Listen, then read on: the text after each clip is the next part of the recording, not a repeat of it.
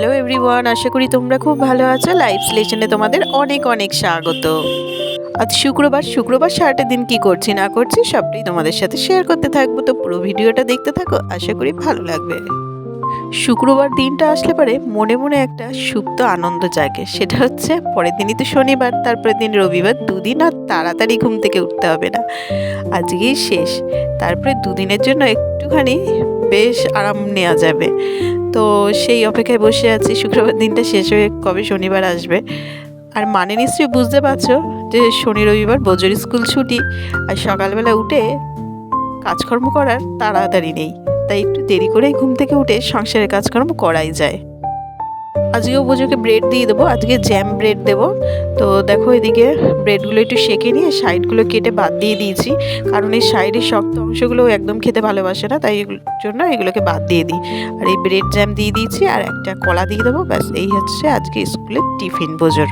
প্রতিদিনের মতন আজকেও চিন্তা যে টিফিনে কি দেবো। আসলে টিফিনে কি দেবো স্কুলে, সেটা হচ্ছে বড়সড় একটা চিন্তার বিষয়, আর যেটা আগে থেকেই চিন্তা ভাবনা করে রেখে দিতে হয় পরের দিন সকালবেলা টিফিনে কি বানিয়ে দেবো।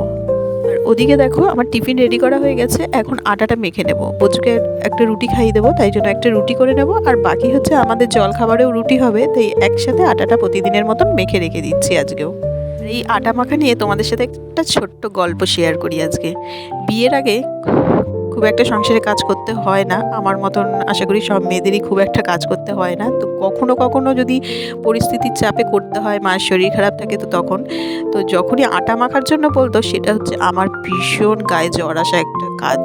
তো আটা মাখতে জল দিয়ে হাতে লাগিয়ে ব্যাপারটা একদম বিরক্তকর।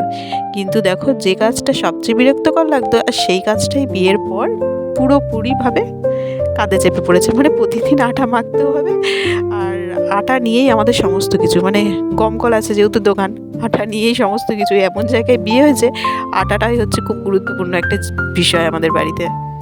আসলে কী হয় বলো তো, আমরা মেয়েরা মানে পরিস্থিতির চাপে পড়ে সব কিছুই দায়িত্ববোধের সাথে মানিয়ে নিয়ে সব কিছু করতে পারি। আর তার সাথে একটাই তো জীবন আমাদের, ভগবান একটা জীবনে সব রকম রূপ দিয়ে থাকে, সব কিছু অনুভব করায়, ভালো খারাপ সব কিছু শেখানোর চেষ্টা করে আর কি, বলতে পারো শিক্ষাগুরু হিসেবেই। দেখো তোমাদের সাথে কথা বলতে বলতে আমি এই ঘরের কাজ সব শুরু করে দিয়েছি, ডাস্টিংয়ের কাজ প্রায় সব কিছু করাই হয়ে গেছে। ওই প্রতিদিন যেমন দুই একদিন বাদে বাদে একটু মোছামুছি করি, তেমনি আজকেও একটু মোছামুছি করে দিলাম। প্রতিদিন আর সব কিছু মোছামুছি হয়ে ওঠে না সংসারের কাজকর্মর ফাঁকে, তো দু একদিন হয়ে গেলে পরে তখন একটু চোখে লাগে, তখন সব কিছু মুছে দেওয়ার চেষ্টা করি। ওদিকে নিচের ঘরের সব কাজকর্মগুলো কমপ্লিট করে চলে আসলাম ওপরের ঘরে। ওপরের ঘরটার সব কিছু গুছিয়ে নিয়ে ঝাড় দিয়ে মুছিয়ে দেন কলের কাজ করতে যাব। আজকে একটু উল্টো হয়ে গেল, প্রতিদিন কি করি কলের কাজ করে মানে জামা কাপড়গুলো কেচে নিয়ে একেবারে ওপরে উঠে ওগুলো মেলে দিয়ে ওপরের ঘরটা ঢুকি পরিষ্কার করতে, কিন্তু আজকে উপরের ঘরটাকে আগে পরিষ্কার করে দেন যাব কলের কাজ করতে। আর জলে হাত দিতে যে কি ভয় লাগছে, এত যে ঠান্ডা পড়বে।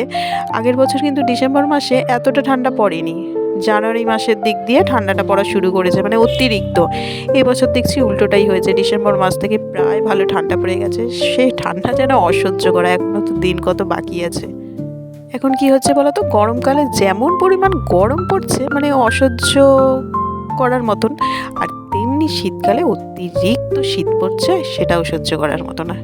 সব জিনিসই যেন এখন অতিরিক্তই মাত্রায় হচ্ছে। তবে ঠান্ডা থাকলে কি হবে, আকাশটা কিন্তু একদম ঝকঝকে চকচকে রয়েছে, বেশ রোদ রয়েছে। যাই হোক, জামা কাপড়গুলো তো শুকিয়ে যাবে, আর একটু বেশি শীত লাগলে পারে রোদে এসে দাঁড়ানো যাবে। কিন্তু ওপর দিকে এই ছাদের ওপর দিকটায় উঠলে পারে এই হাওয়ার কারণে একটু ঠান্ডা লাগে, তবে ঠিক আছে। শীতকালে রোদটা থাকলে পরে তাও একটু স্বস্তি, কিন্তু ওই যে মেঘলা হয়ে থাকলে বৃষ্টি হলে অতিরিক্ত চাপে রয়েছে, জিনিসটা যেন একটুও ভালো লাগে না। আসলে কি বলতো, সময়ের জিনিস সময়ই ভালো লাগে, সময়ের জিনিস মানে অসময়ে গিয়ে ভালো লাগে না। বর্ষাকালেই বৃষ্টিটা ঠিক আছে, শীতকালের জন্য একদমই ঠিক না।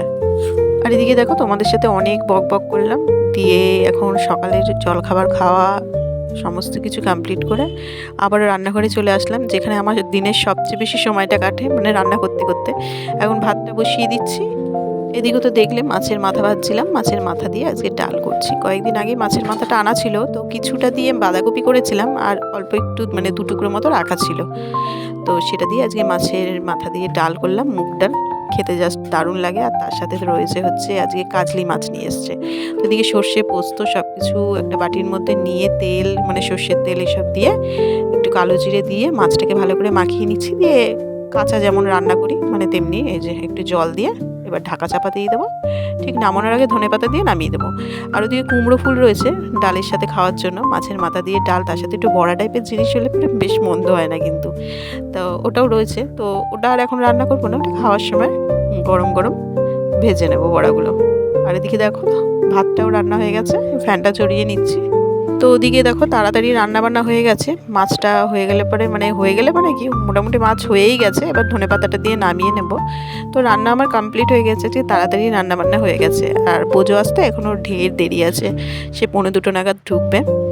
তো ততক্ষণ স্নান করে বাকি কাজ যেগুলো রান্নাঘরে পরিষ্কার করা সব কিছু সেরে নেব। আর এতটা বেশি ঠান্ডা লাগছে, আর আমাদের না রান্নাঘরের জানালাটা একদম উত্তর দিকে, জানো তো। আর উত্তর দিকে সেহেতু এত ঠান্ডা হাওয়া আসে রান্না করতে করতে, মানে ঠান্ডা হাওয়াটা পুরো লাগে। আর রান্না করার সময় জানলা বন্ধ করেও রাখতে পারি না, যেহেতু কিচেন চিমনি নেই সেহেতু খুব অসুবিধা হয়, জানলাটাকে খুলেই রাখতে হয়। তো এত হাওয়া আসে মানে খুবই অসুবিধা হয়। আর এত বেশি ঠান্ডা লাগছে তাই জন্য রান্না করতে করতে তাই তাড়াতাড়ি করে এই কাজবাজগুলো করে নিয়ে দেন যাব হচ্ছে স্নান করতে, করে ছাদে গিয়ে একটু রোদে গিয়ে শরীরটাকে সেঁকে নেব। আর এই মাছ ভাজাভাজির ব্যাপার থাকলে না একটু দেরি হয়, মানে মাছ ভাজতে কিছুক্ষণ সময় লাগে, তারপরে সেই মশলা কষা ওইসব করতে গিয়ে অনেকটা দেরি লাগে। আজকে যেহেতু কাজলি মাছ রান্না করেছি, কাঁচাই যেহেতু একেবারে বসিয়ে দিয়েছি, এসব মাছ তাড়াতাড়ি হয়েও যায়, রান্নাটাও তাড়াতাড়ি কমপ্লিট হয়ে যায়। এখন দেখো স্নান করে চলে আসলাম ছাদে, এখন রোদের মধ্যে একটু বসে রয়েছি। আর আমি তোমাদের সাথে একটা জিনিস শেয়ার করছি, চলো দেখবে একটা জিনিস, ছোট ছোট দুটো পুচকে, এই দেখো সেগুলো কি, সেগুলো হচ্ছে পায়রার দুটো কুচু কুচু বাচ্চা হয়েছে। আমাদের বাড়ির না পায়রা আছে, মনোজের পায়রা মানে পোষার ভীষণ নেশা, মানে বিয়ের আগে থেকে বলতে পারো, মানে ছোটোবেলা থেকে বলতে পারো, এখনও পর্যন্ত পায়রা পোষে।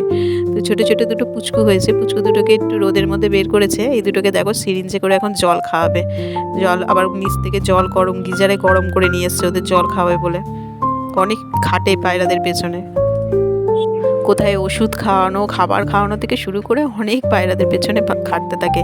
আর এখন দেখো কুমড়ো ফুলের বড়াগুলো ভেজে নিচ্ছি এক এক করে। বোজুকে স্কুল থেকে আনতে গেছে মনোজ, আমি ভাবছি যে এই ফাঁকে কুমড়ো ফুলের বড়াগুলো ভেজে নিই, ও আসলে পরে ওকে স্নান করিয়ে তারপরে খেতে দিয়ে দেবো, হয়ে যাবে। আর নয়তো না দেরি হয়ে যাবে। অন্যান্য দিন কী করি বলো তো, এই খেতে দিতে দিতে বড়াগুলো ভাজতে থাকি।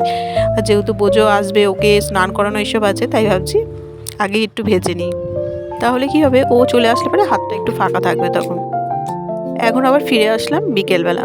বোজোর যেহেতু আজকে যোগা ক্লাস নেই সেহেতু বাড়িতে প্র্যাকটিস করছে। যেদিন যেদিন যোগা ক্লাস থাকে সেদিন আর বাড়িতে প্র্যাকটিস করে না, আর যেদিন থাকে না সেদিন বাড়িতে এইভাবে নিজে নিজে একা একা প্র্যাকটিস করতে থাকে। তো ওর ওদিকে যোগা প্র্যাকটিস করা হয়ে গেছে, ওকে একটু খাইয়ে দিলাম, দেন আমি একটু রেডি হয়ে নিলাম। আমি আর মনোজ একটু বেরোবো, বোজোকে নিয়ে আর এই ঠান্ডার মধ্যে বেরোবো না একদমই। আর তোমাদের বলেছিলাম না সামনেই আমরা ঘুরতে যাচ্ছি, তো টুকিটাকি ঘোরার আগে যা শপিং থাকে আর কি, ওই টুকিটাকি জিনিসপত্র কিছু দরকার সেগুলোই কেনাকাটা করতে যাচ্ছি।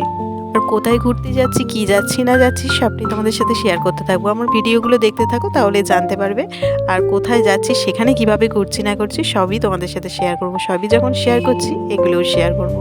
আর কেনাকাটা করে বাড়ি চলে এসেছি। আজকে আর কিছু সময় শেষে শেয়ার করলাম না যে কী কী কিনেছি, কালকের ভিডিওতে শেয়ার করবো। চলো আজকের মতো ভিডিওটা এখানেই শেষ করছি। যদি ভালো লেগে থাকে অবশ্যই লাইক, শেয়ার অ্যান্ড সাবস্ক্রাইব করে দিও। আর ভিডিওটা কেমন লাগলো অবশ্যই একটা কমেন্ট করে জানিও।